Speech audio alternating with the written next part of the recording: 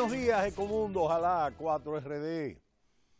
La primera ministra británica, Theresa May, intenta mostrar firmeza sobre Gibraltar tras la situación de tensión creada luego de que se invocara el artículo 50 y se entregara la carta oficial al presidente del Consejo Europeo. El gobierno de la primera ministra ha pasado a la ofensiva. Adicionalmente, en su pulso con Madrid sobre Gibraltar, proclamando que nunca cederá la soberanía de la colonia británica enclavada en el sur de España sin el apoyo de su población. La primera ministra, que parte de una posición de debilidad luego de que Bruselas abandonase su tradicional neutralidad en pro de los intereses españoles, prometió ayer que garantizará el mejor Brexit para el Peñón, a cuya situación May ni siquiera aludió en su carta de despedida oficial de la Unión Europea. Hemos visto en pantalla el periódico El País sobre este tema tan importante que luego abordaremos con mayor detalle. Hemos estado monitoreando en Ecomundo y viendo cómo surgió la Unión Europea posterior a la Segunda Guerra Mundial y cómo este esfuerzo comunitario que costó tanto sacrificio, tanto tiempo y que se ordenó de una manera tan meticulosa, pues en este momento se encuentra amenazado por un conjunto de elementos que es importante analizar. El Tratado de Ámsterdam, que fue aprobado por el Consejo Europeo el 16 y 17 de junio de 1997 y firmado el 2 de octubre de 1997 por los ministros de Asuntos Exteriores de los 15 países miembros de la Unión Europea, entró en vigor el 1 de mayo de 1999, tras haber sido ratificado por todos los Estados miembros. Según sus propias normas constitucionales, como documento jurídico, el Tratado de Ámsterdam tiene como objetivo modificar ciertas disposiciones al Tratado de la Unión Europea y de los tratados constitutivos de las Comunidades Europeas de París y Roma, que hemos destacado ampliamente en Ecomundo, y de algunos actos relacionados con los mismos. No sustituye, y esto es importante, a los tratados anteriores, sino que se les añade. El Tratado de Ámsterdam ha sido recibido con abundantes críticas que se pueden resumir esencialmente en las siguientes.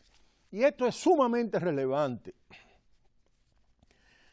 No ha dado una solución a uno de los grandes problemas pendientes de la Unión, la adaptación de las instituciones a una comunidad cada vez más amplia, una de las instituciones pensadas para un número inferior de Estados miembros. No son válidas para la Europa de los 15, que de inmediato, como hemos dicho, con la descomposición y la desintegración de la Unión Soviética, pues un grupo de países de Europa Central y de Europa Oriental pasaron a formar parte del bloque. Y mucho menos para la Unión que surgirá con la futura adhesión, que fue lo que ocurrió, de los países de la Europa Central y de la Europa Oriental.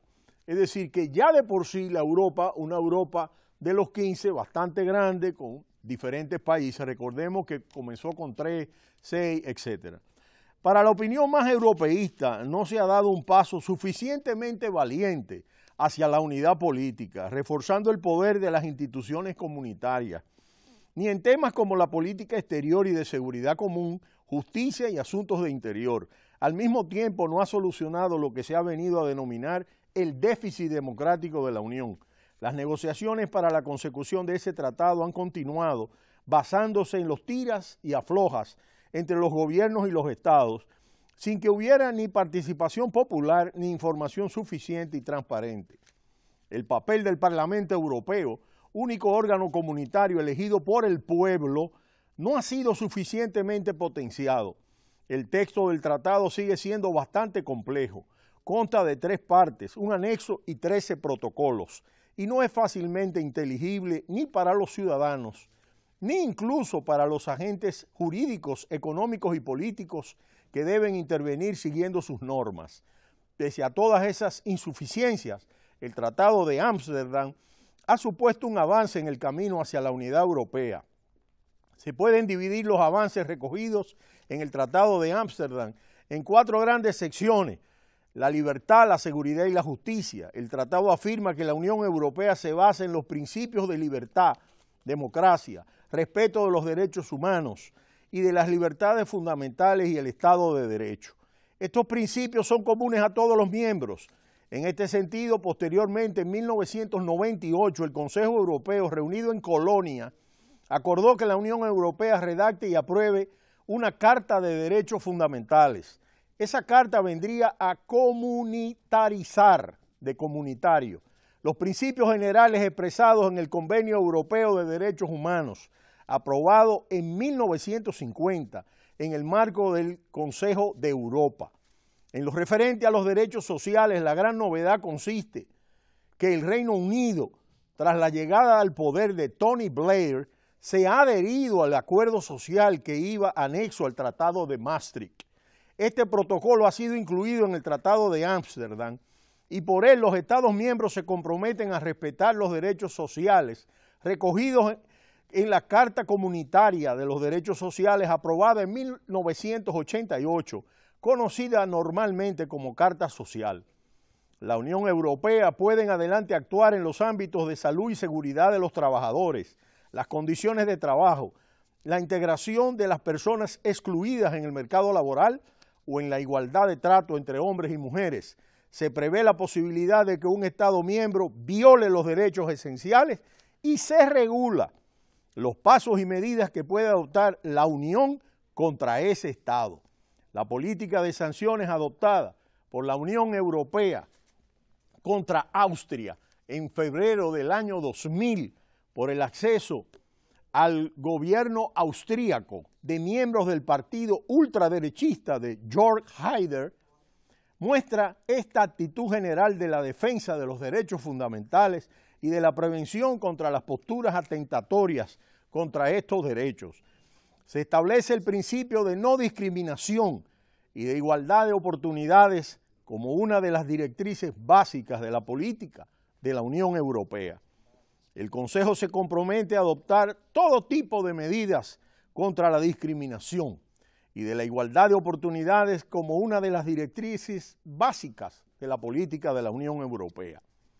Vamos arriba, volvemos en breve y continuaremos analizando este importante aspecto sobre la Comunidad Económica Europea que conoce su primera salida importante luego de 60 años que acaba de celebrar. Volvemos en breve.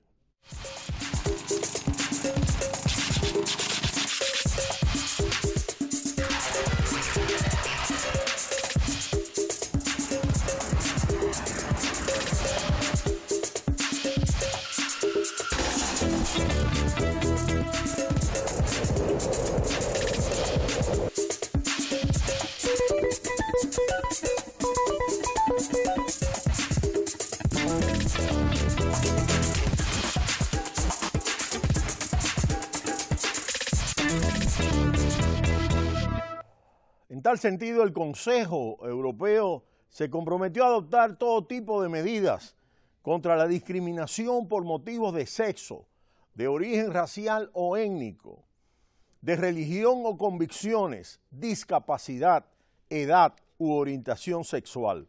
También se refuerza el fomento de la igualdad entre hombres y mujeres, como la libre circulación de personas. Hace necesario crear sistemas de información a escala europea. Se refuerzan las garantías de protección de los datos personales. La Unión Europea se compromete a establecer progresivamente un espacio de libertad, seguridad y de justicia común. Todo lo referido a la libre circulación de personas, el control de las fronteras exteriores, el asilo, la inmigración, la cooperación judicial en materia civil pasa a formar parte del pilar comunitario en un proceso gradual de varios años. Interesante el tema del derecho de asilo y de inmigración, que es causa hoy de la mayoría de los problemas de la Unión Europea. En este sentido, los acuerdos y el convenio de Schengen, que tanto hemos analizado en Ecomundo, quedan incluidos en el tratado. Y esto sí es importante. El Reino Unido, Irlanda y Dinamarca quedan fuera voluntariamente y por tanto se reservaron el derecho de ejercer controles sobre las personas en sus fronteras. Un importante avance ha sido el que 4 países europeos, Alemania, Francia, Italia y España, acordaran el 28 de julio del año 2000 la eliminación de la obligación de obtener un permiso de residencia a los ciudadanos de la Unión Europea. La medida se aplicó a todos los nacionales comunitarios, aunque no haya reciprocidad. La cooperación policial y judicial en materia penal, el racismo y la xenofobia, ojo, tráfico de drogas y armas, trata de seres humanos y delitos contra niños, corrupción y fraude, siguen incluidos en el tercer pilar de justicia interior y por tanto son materia de cooperación intergubernamental. Se fijan diversos objetivos como facilitar la colaboración entre las autoridades judiciales, facilitar la extradición entre estados y miembros y fomentar la cooperación policial. Así se puede y se establece un programa gradual de fomento de las actividades de la Europol, u Oficina Europea de la Policía. De manera que, tal y como vemos, el Tratado de Ámsterdam avanza de manera sustantiva a los anteriores tratados y se establece el Schengen y se establecen una serie de medidas fundamentales para buscar garantizar al bloque comunitario de la Unión Europea, del bloque de países, y existe una serie de elementos cuestionadores desde el inicio y vemos cómo el Reino Unido y Dinamarca no forman parte de este primer proceso de Schengen. Pero será hasta mañana cuando continuaremos analizando todos estos aspectos de la economía global y del mundo y daremos paso a una serie de elementos finales de la Constitución de la Unión Europea y de el último periodo, el último tramo, para poder entender la salida del Reino Unido de la Unión Europea. Cita cultural, no le cambie.